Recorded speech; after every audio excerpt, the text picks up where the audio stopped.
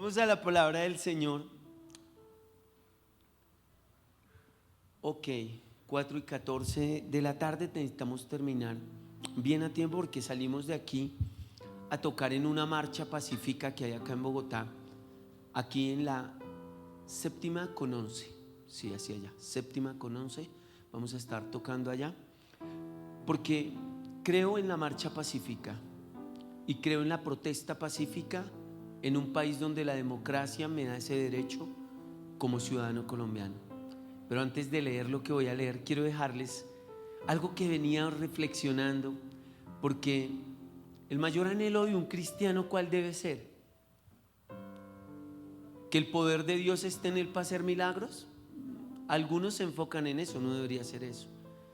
¿Qué puede ser? ¿Tener vara con el Señor para que todo lo que le pida al Señor se lo dé? Muchos para mi gusto viven eso, pero no debería ser así. Entonces, ¿qué será? No, tener todo el conocimiento y la sabiduría que en la persona de Cristo hay para poder ser bastante elocuente frente a la gente y tener el beneplácito del aplauso y la admiración de las personas. Muchos hacen eso, pero no debería ser así. El enfoque del cristiano debería ser: quiero conocer más a Jesús. Quiero entender qué impulsa el corazón de una persona a amar a alguien que solamente es fácil de odiar. Pero ahora no, vámonos más arriba. ¿Qué impulsa el corazón del creador del universo a meterse en los zapatos de su criatura para entender sus luchas, retos, desafíos, grandes preguntas y pocas respuestas? ¿Qué lo hace no estimar el ser igual a Dios, ni dejar ni su trono como algo a lo cual aferrarse, sino venir en la forma de un humilde ser humano y vivir desde su temprana etapa de vida la persecución que muchas personas enfrentan cuando son desplazados por la violencia? ¿Qué impulsa el corazón de ese Dios a experimentar el menosprecio cuando le dicen: ¿será que algo bueno puede salir de Nazaret, de donde usted viene?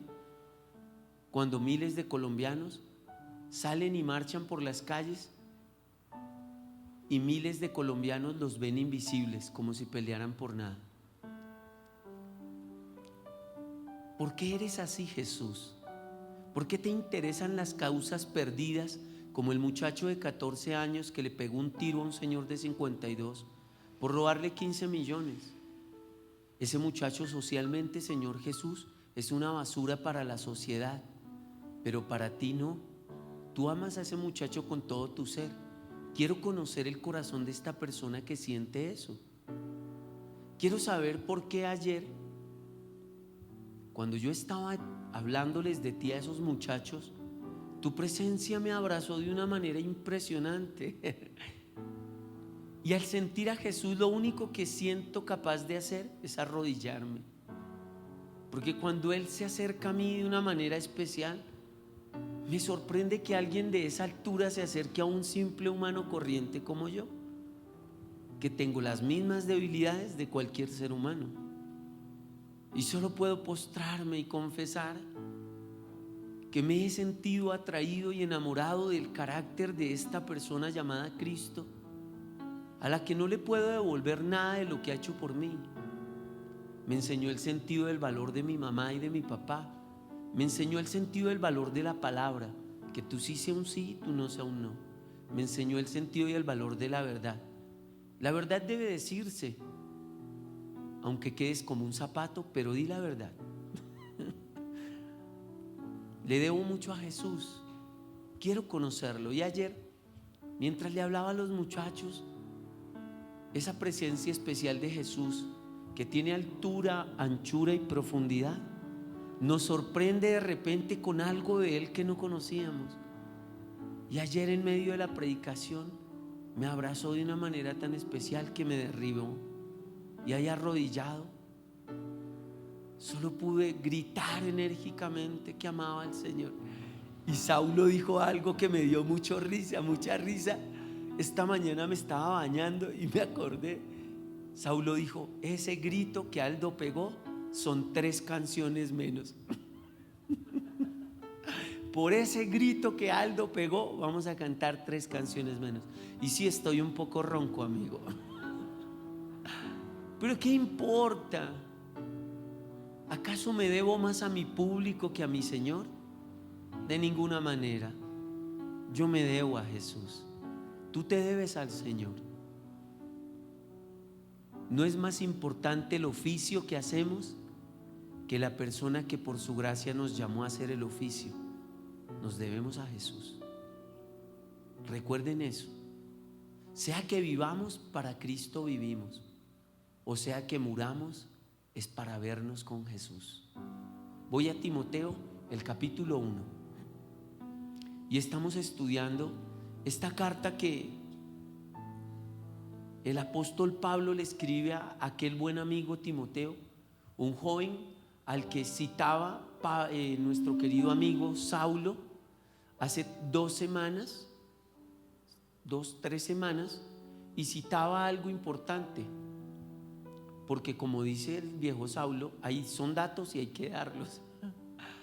A los 15 años parece ser que fue la etapa de la vida en la que Timoteo se encontró con el apóstol Pablo.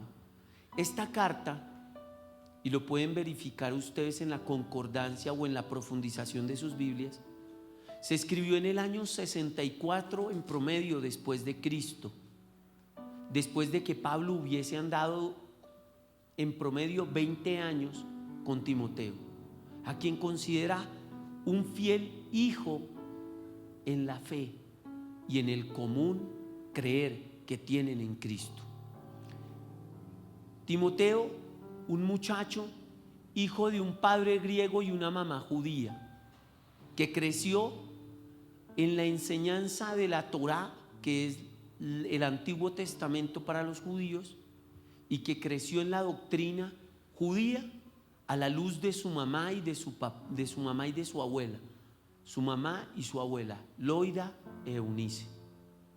Y parece ser que la enseñanza que esa abuelita y esa mamá le dieron a ese muchacho fue tan especial que cuando creció Timoteo, a la edad de 15 años, cuando conoce al apóstol Pablo, el apóstol Pablo se da cuenta del enorme conocimiento, pero de la coherencia en el conocimiento que hay en la vida de Timoteo. Y escúchenme, niños, y escúchenme, mamás y papás. En el caso de Diego Mario, en el caso de Yania, en el caso de Vicky, de cada uno de nuestros niños nos van a mirar siempre, y será no lo que decimos sino lo que hacemos lo que los arrastre o lo que los haga volar. Se los digo porque ayer conocí muchachos con sus vidas rotas a muy temprana edad, con condenas de 7, de 6, de 5 años, de 10 años de cárcel. Y cuando uno conoce jóvenes que a su temprana edad tienen su vida quebrada, y el que los corrige ya no es el papá ni la mamá, sino en centro penitenciario de detención juvenil, usted dice: este muchacho tiene una historia emocionalmente rota que dio como resultado que la ausencia de consejos del papá y de la mamá lo trajeran a este centro de detención juvenil. Usted tiene que comprender, y yo también, que hacer lo correcto para darle un buen ejemplo a nuestros hijos nos va a costar aprender a tener control de la ira, y que tienen que comprender, señores padres y queridos hijos, que ser papá es un papel que nunca se termina. Mi mamá no tenía responsabilidad conmigo hasta los 18, sino de mantenerme, pero de darme ejemplo todo el resto de su vida. Mamá Consu, tienes que seguir inspirándome a vivir para Cristo. Yo tengo que seguirte viendo cambiar. Yo tengo que ver en ti cada vez más el reflejo de Cristo, para que tu reflejo de Cristo para mí sea tan coherente con el discurso de Cristo en tu vida, que yo pueda decir: mi mamá reta mi corazón, que es mi mente donde están mis sueños y anhelos, para entender que el proceso de transformación en la vida no se acaba nunca. Papás, si ustedes cuando sus niños cometan errores apelan al instinto más rápido, que es ponerse bravos y perder la cordura a través de la gritería, a través de jalonearlos, a través de decirle quítese de acá, entonces sus niños replicarán eso, pero en sus niños usted sembrará esa semilla, pero en su niño nacerá el árbol. Entonces su niño no dirá quite de acá, sino que le añadirá quite de acá, estúpido, quite de acá, usted no sirve para nada. ¿Pero de quién aprendió eso? De usted, mamá. Pero yo nunca fui grosera. Sí, pero usted me empujaba feo. Usted se enojaba y usted dejaba que sus arranques de enojo salieran con expresiones de desprecio hacia mí. Pero yo nunca lo desprecié, pero su expresión era la de alguien que desprecia algo. Pero yo nunca sentí por usted odio ni resentimiento, no. Pero cuando se enojaba, su enojo me hacía entender que usted se desquitaba en su enojo conmigo, no que me corregía, sino que en su frustración apelaba a lo más visceral del ser humano, lo primero que se le ocurría. Sus hijos no van a hacer lo que usted está haciendo con ellos. Sus hijos van a reproducir, que es eso que usted hace, pero mucho más grande. Le van a añadir su propio carácter, le van a añadir los vicios de sociedad, de la sociedad en la que ellos están creciendo. Si usted no le dice a sus niños perdón cuando usted sabe que todos los seres humanos fallan, puede levantar la mano a alguno de mis amigos diciendo: no, Aldito, yo sí soy un producto terminado, yo no soy un edificio en construcción. A mí ya vinieron con la tijera y el moño y dijeron, ¿cómo es que dicen? ¿Cómo dicen? Cuando van a terminan una obra. Inaugurado, producto terminado. Ninguno de ustedes puede decir eso. Pero algunos de ustedes, señores padres y queridos hijos, a veces se comportan como si fueran un producto terminado. Y como se comportan como un producto terminado, se vuelven predecibles. Y como se vuelven predecibles, entonces dejan de soñar y se encuentran con algo que no se esperaban encontrar, pero que es real. Están estancados. Y algo que está estancado hiede. No voy a citar el agua porque para usted es natural que el agua estancada se pudra, ¿sí o no? Voy a citarle que una habitación a la que no le abre las ventanas, ¿a qué huele? A rabo recalentado. Todos los seres humanos sudan cuando se acuestan. No le abra la habitación las benditas ventanas. Y usted dice, huele a espalda sudada, rabo recalentado, patas sudadas, huele a feo. Y eso es para los que viven en los lugares más rimbombantes y para los que viven en lugares muy modestos. Todo lo que usted no le permite un flujo está estancado. Todo lo que usted no oxigena se pudre. La vida necesita ser oxigenada con la verdad del Evangelio. La vida del apóstol Pablo fue oxigenada con la verdad del Evangelio y se dio cuenta de una verdad que le estaba pasando. ¿Sabe qué dijo? Me doy cuenta que aunque este hombre externo se está deteriorando, el hombre interior se está renovando día tras día. Pero eso que el apóstol Pablo dice, lo dice porque se empieza a dar cuenta que aunque afuera está volviéndose un anciano, afuera no es un anciano, adentro no es un anciano. Adentro es un hombre que cada día está empezando a conocer el verdadero valor de la vida. Está descubriendo el verdadero valor de lo importante. Hay muchas personas para las cuales lo importante no tiene nada que ver con lo que es importante para Dios. Hace unos días atrás hablaba con un amigo y le decía: parcero, mire, usted corrigió a su hijo porque su hijo cometió un error, pero a usted se le olvidó que yo lo he conocido a usted cometiendo errores y usted ya es un adulto, pero Dios no lo ha tratado a usted como usted trató a su hijo cuando su hijo se equivocó. Y la Biblia me enseña claramente que yo debo apelar a la forma en la que Dios me trata cuando yo me equivoco, para que yo apele a la forma en la que Dios me trata para tratar a los demás, sobre la base de la referencia en cómo Dios lo hace conmigo. Y le dije a mi amigo: Dios le gritó a usted las cosas que usted le gritó a su hijo cuando se equivocó.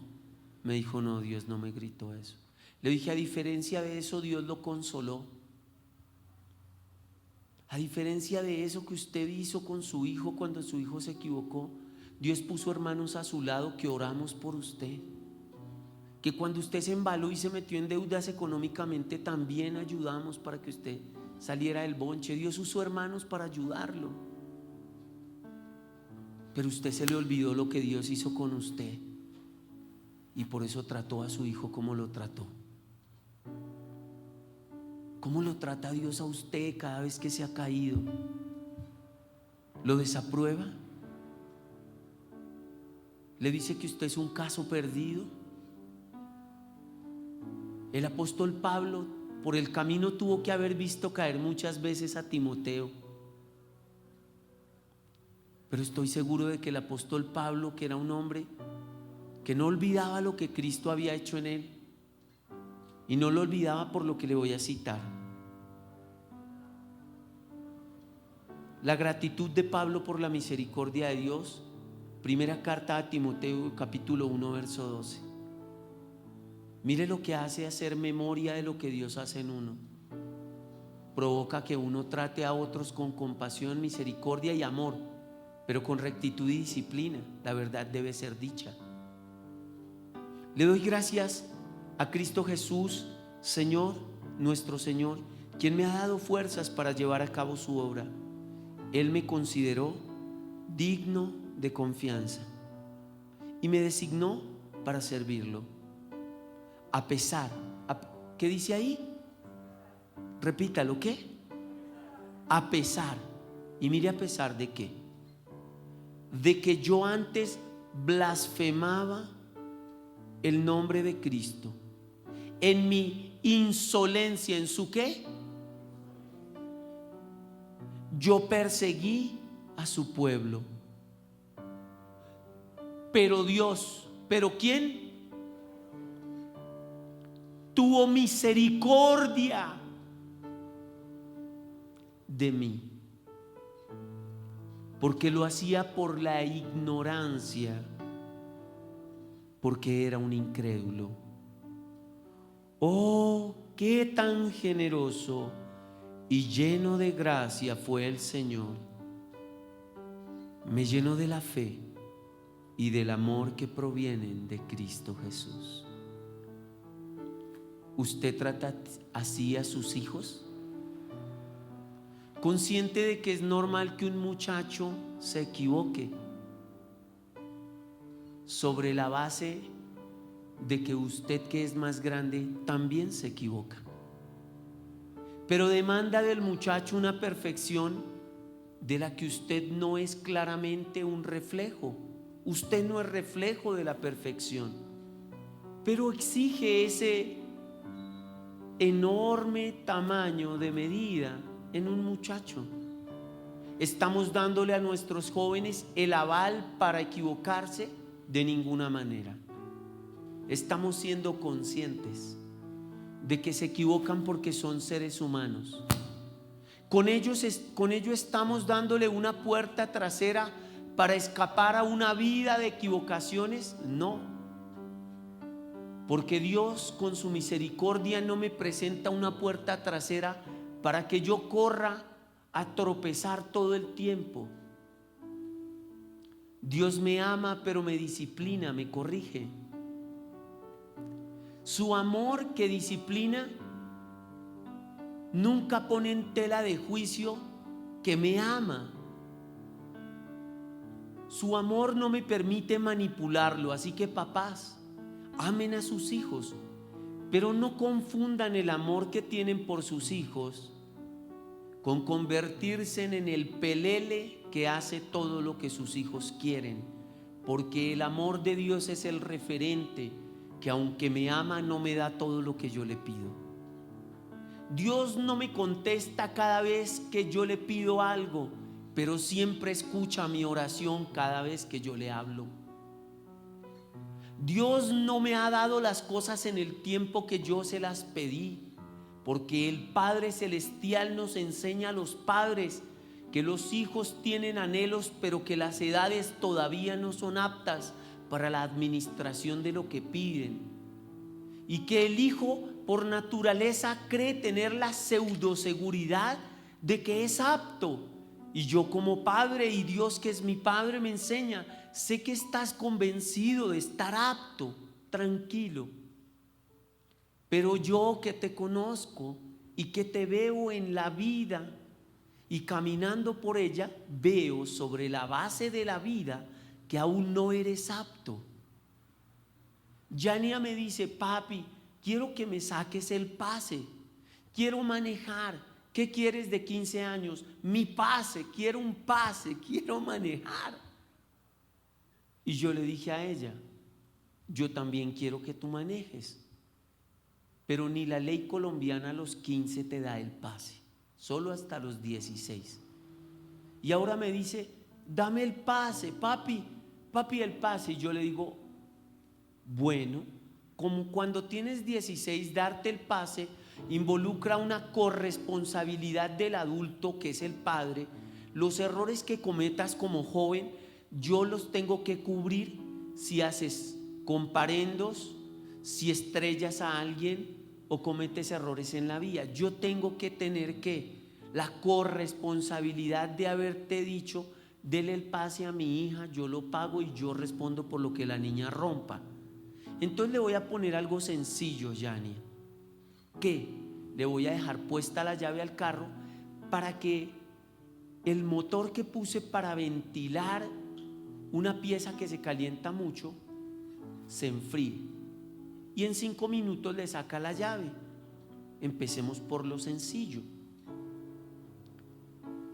Se le ha olvidado usualmente hacerlo, lo cual me dice que si se le olvida sacarle la llave al carro, fácilmente le va a dejar las puertas abiertas.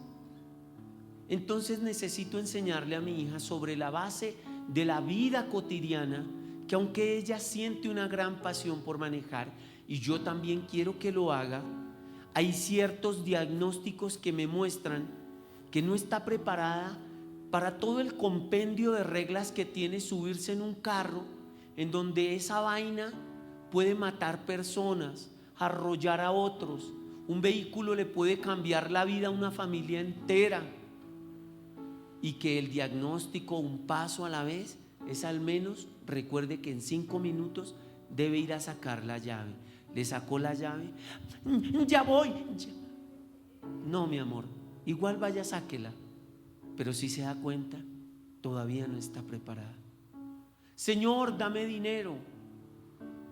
Hijo, yo quisiera, mía es la tierra y su plenitud.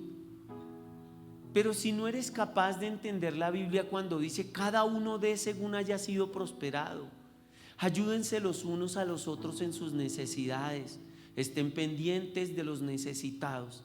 Si con lo poco que tienes no puedes compartir en tu humildad, cuando te dé más dinero o te dé una posición económica mejor, te vuelves un idólatra, vas a amar el dinero. Porque una persona que no puede ayudar con poco no puede ayudar con mucho. Señor, es que yo quiero que me des mi esposa ya.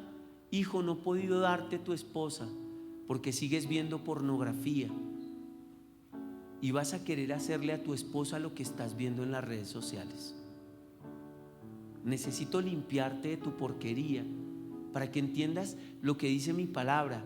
El lecho del matrimonio, la cama donde se acuestan, debe ser sin humillaciones y sin mancilla. Señor, yo quisiera que me des una carrera ya, yo quiero terminar. Yo puedo darte una carrera ya. Te metes a estudiar, te abro la puerta y busco la herramienta para que subsidies tus estudios. Pero el problema es que no tienes una carrera y ya eres arrogante, petulante, hedonista, altivo, personalista. Primero yo, segundo un hueco. Yo, y si queda un hueco me meto yo. No te voy a alimentar tu orgullo, ni tu arrogancia, ni tu altivez. Porque lo más relevante para Dios es la salvación del hombre, no el éxito. No el éxito que pregona la gente. Tuve el privilegio hace algún tiempo atrás de ir a la cárcel distrital a hablar y a predicarle a todos los que están detenidos por parapolítica en Colombia. Gente con mucho estudio, muy preparada en términos intelectuales, pero cero preparadas en el camino de la sabiduría. La sabiduría no es conocimiento. El conocimiento tiene que ver con los oficios. Entonces el conocimiento se transmite de una persona a otra en un aula de clase, en una institución educativa o en un sitio de entrenamiento. Pero la sabiduría no se encuentra en las aulas de clase. En las aulas de clase uno no ve diciendo a un profesor: muchachos, amen a sus esposas, entendiendo que dos personas se tienen que volver uno. Muchachos, amen a sus esposas, entendiendo que la convivencia es compleja por el trabajo mismo de empezar a llegar a mutuos acuerdos en donde dos personas empiezan a chocar por la convivencia.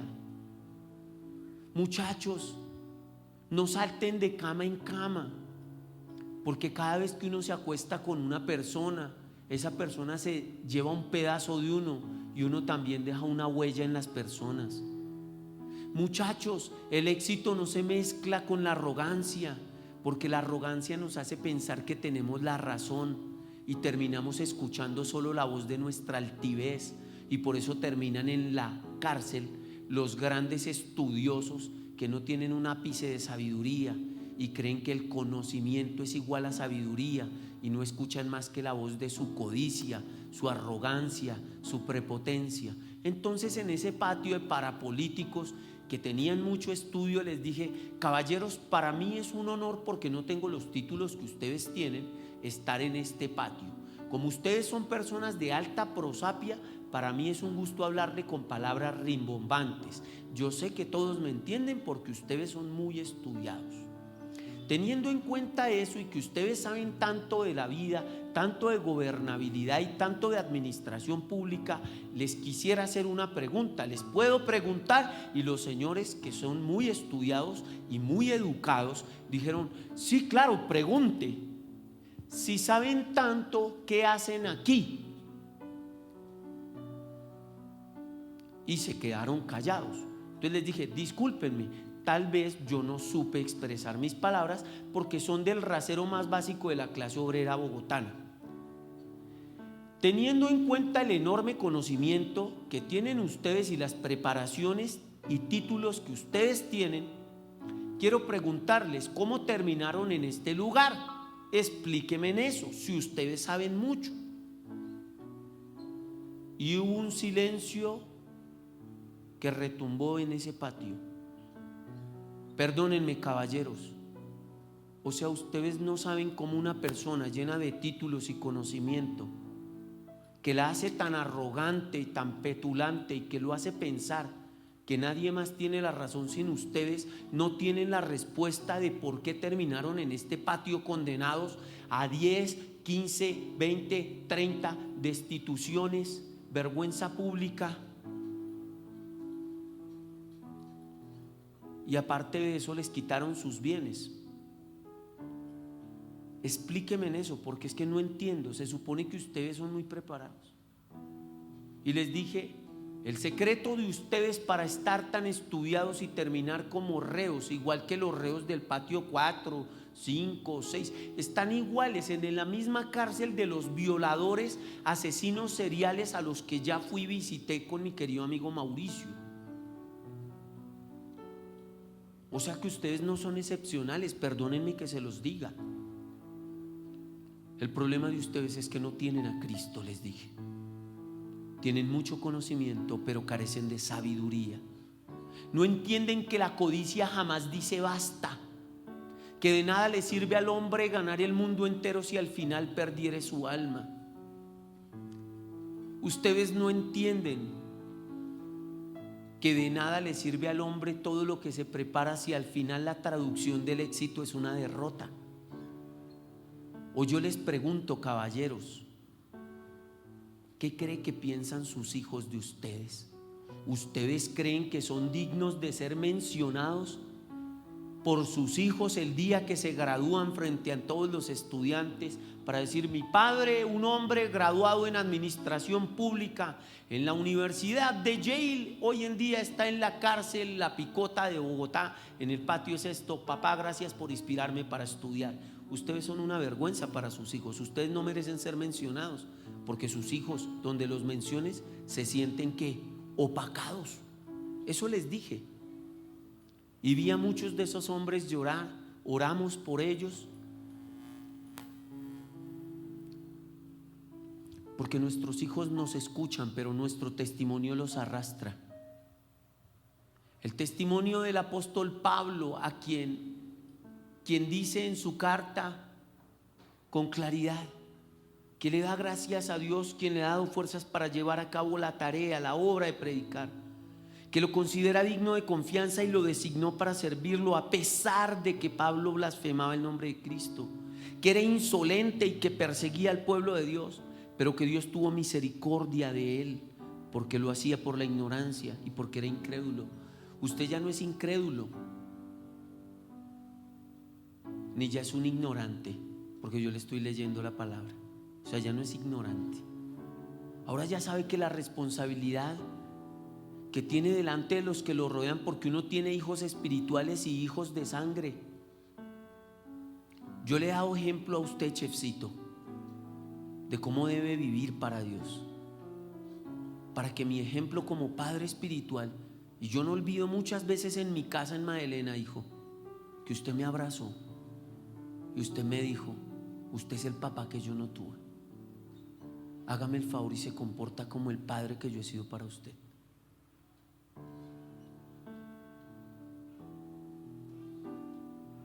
Los hijos todos no se engendran en una noche de relaciones íntimas con la cónyuge que Dios le regala a uno. Uno engendra hijos para bien y para mal. ¿O a usted le parece que Pablo Escobar Gaviria no fue un padre para aquel hombre llamado Popeye, que no hacía sino elogiar qué clase de mafioso era Pablo Escobar?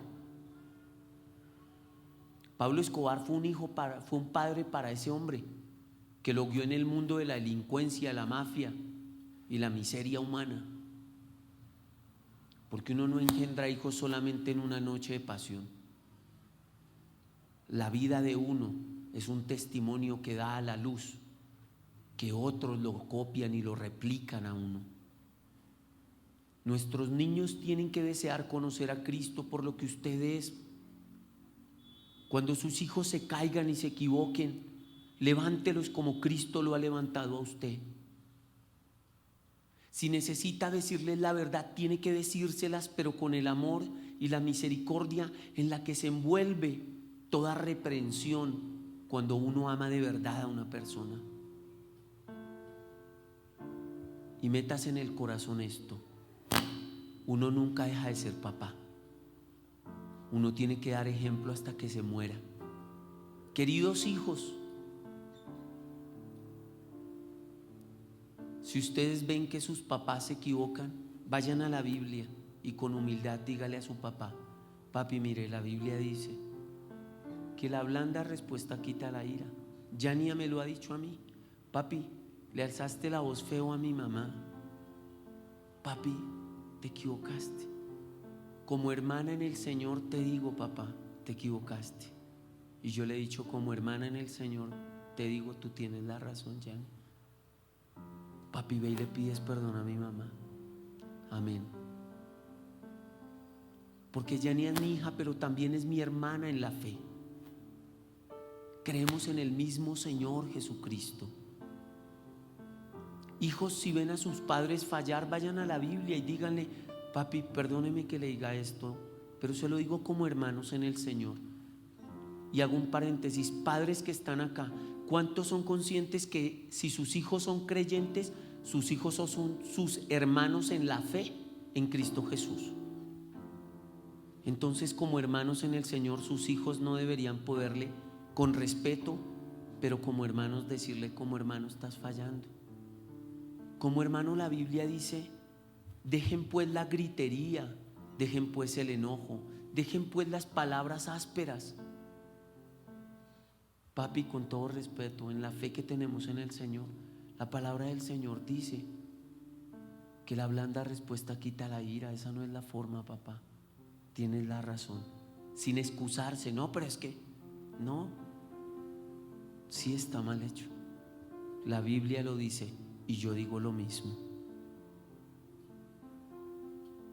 Cuando usted empiece a permitirle a sus hijos, que sus hijos a la luz de la Biblia le digan las cosas, usted estará levantando una generación de hijos que se rendirá ante el Señor como usted se rinde ante el Señor.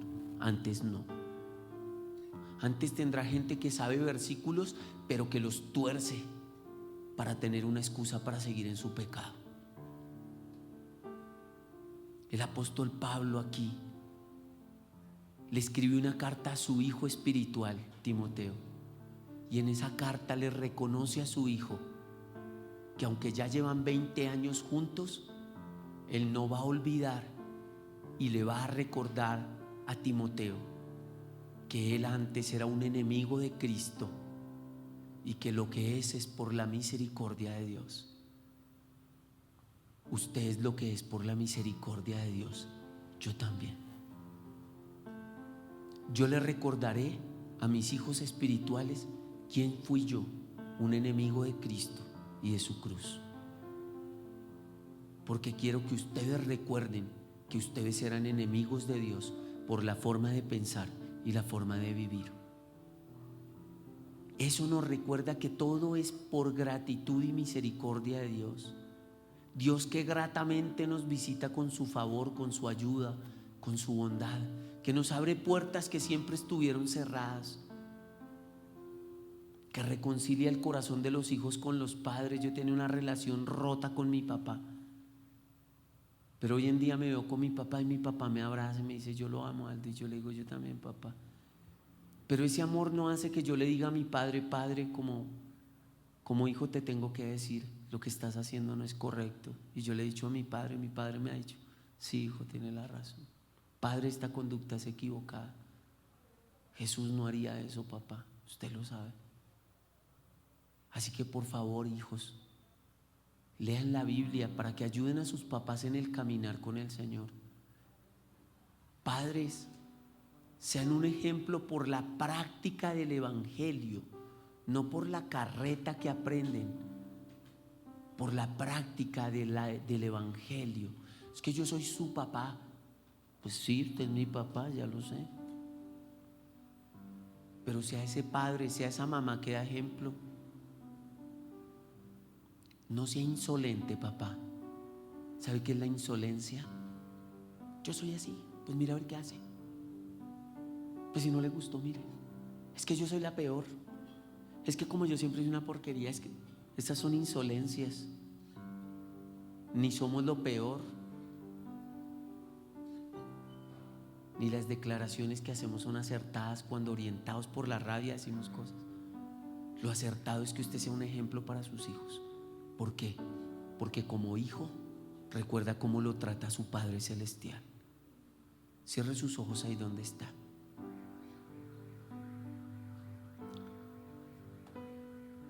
Señor, te doy gracias porque cuando leo la carta a Timoteo, definitivamente hay tanta riqueza en esta carta.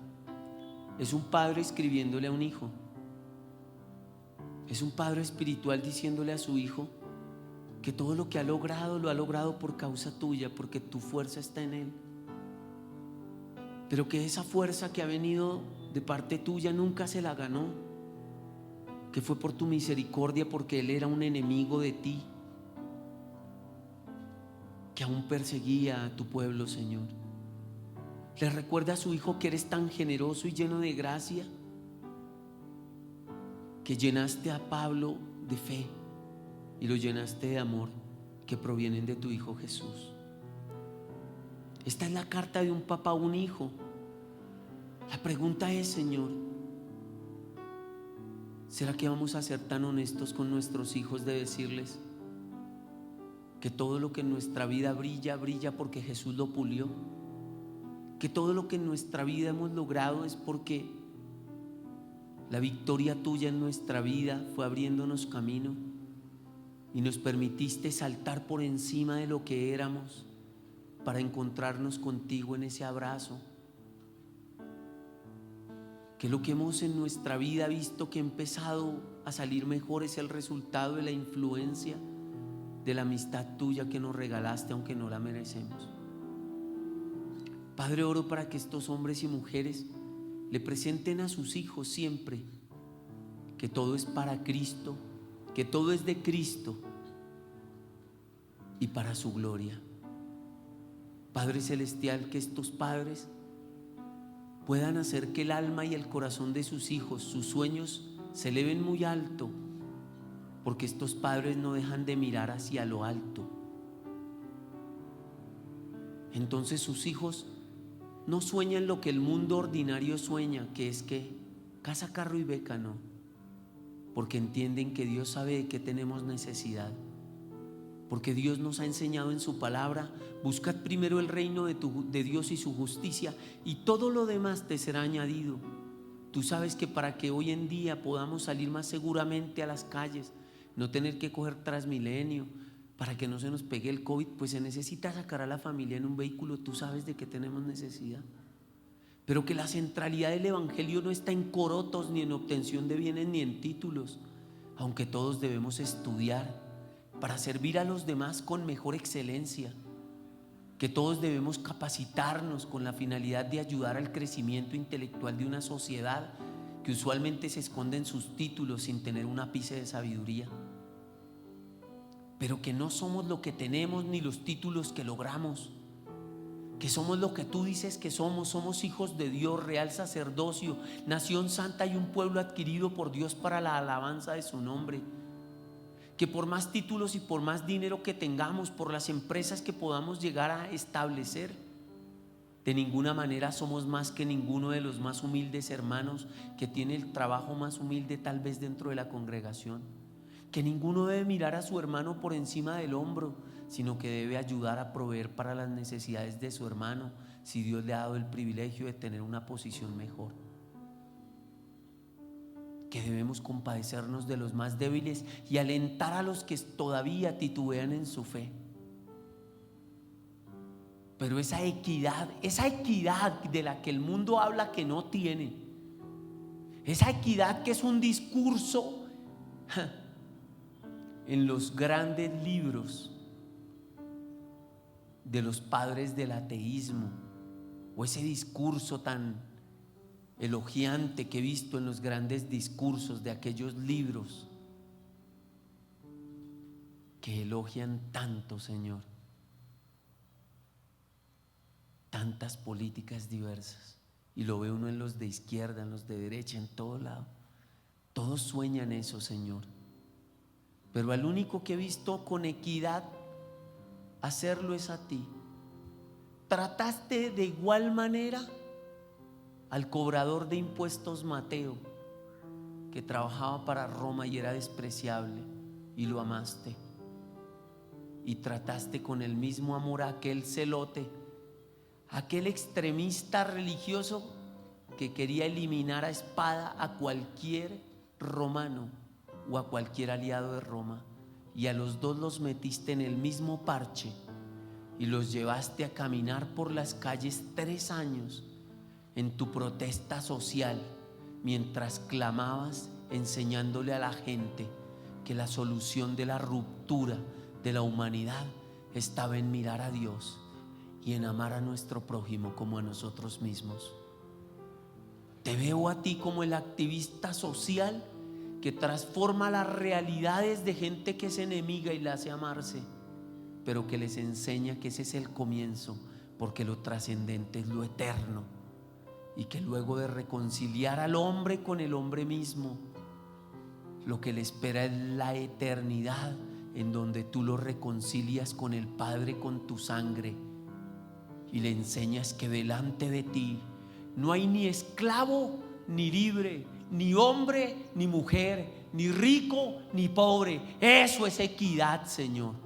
Ese es ese Dios que mira a todos con los mismos ojos, mientras observa un mundo de discursos de equidad sin conocerla por ninguna parte, Señor. Tú eres el mayor revolucionario del universo, de la vida, del amor, de la filosofía, de la política. Tú que pusiste tu vida por nosotros los pecadores, tú que podías llamarnos siervos y dijiste: no quiero llamarlos discípulos, quiero llamarlos amigos. Tú, Señor, eres digno de imitar, Jesús. Y aunque muchos se lucren de tu discurso para hacer billete, aunque muchos se lucren de tu prestigio para esconder su rapiña y sus rampantes deseos rastreros, tú eres inmaculado e intachable, y tú vales la pena de ser imitado, Señor. Gracias por enseñarme que saliste a las calles para hacer una protesta social. Ni los fariseos se ocupaban de la pobreza de los judíos, ni los romanos, que solo empobrecían con sus impuestos. Y saliste a la calle para que la mujer que había gastado todo su dinero en médicos tocara el borde de tu manto entre la multitud y parara su flujo de sangre y fuera sanada. Para que aquel cobrador de impuestos que empobrecía a su nación con su voracidad, un día fuera visitado por ti y descubriera que no importaba cuánto dinero tuviera, no tenía la riqueza más grande que un ser humano puede tener: a Dios en su corazón. Y entonces aquel hombre voraz en la cobradera de impuestos llamado Zaqueo dijo: Señor, le devolveré 4 veces a todos aquellos a los que les cobré de más. No tienes preferidos. Amas a los romanos y amas a los judíos, amas a los políticos y amas a los votantes, amas a los ricos y a los pobres, porque sabes que el problema de la humanidad es su maldito pecado, ese pecado que opaca al ser humano y lo convierte en verdugo de su propio hermano. Señor, quiero pedirte algo. Úsanos hoy en aquel concierto, en aquella protesta en la que estaremos. Yo nunca sé qué decir, nunca, y prefiero no saber qué decir para escucharte a ti decirme siempre: mira lo que tienes que decir. Prefiero saber que no sé cómo ser un pastor para aprender de mi pastor, que eres tú, cómo se pastorean tus ovejas, tu rebaño, tus hijos, mis amigos. Prefiero no presumirte nada para saber que tengo que aprender de todo, Señor. Muchas gracias por estar aquí conmigo y con mis amigos. Llévanos con paz y seguridad. Bendice a todo aquel que trajo su ofrenda. Ninguno de mis amigos es multimillonario, entonces ninguno da de lo que le sobra. Todos aquí damos de lo que necesitamos, aún para pagar deudas, para pagar compromisos pendientes en nuestras familias y casas. Pero para nosotros es un gusto hacer lo que nos enseñaste. Cada uno de según haya sido prosperado, ninguno de por obligación, pero ninguno de con tristeza, porque tú amas a la persona que da con alegría. Muchas gracias por ser tan especial con nosotros, por enseñarnos un día a la vez. Bendice, Señor, a cada uno de mis hermanos, al que vino enfermo o al que tiene familiares enfermos. Como tú eres benevolente y como tú no has cambiado y eres el mismo, te suplico por lo que Jesús hizo en la cruz por nosotros, que sanes a los que están enfermos, cada uno de ellos con nombre propio. Tú los conoces. Te ruego que el que carece de empleo, le abras puertas y oportunidades para que pueda empezar a dignificar su casa y poder suplir con los compromisos que todo ser humano tiene. Te doy gracias porque siempre nos escuchas. En el nombre precioso de tu Hijo Jesús, gracias, Padre. Amén y amén.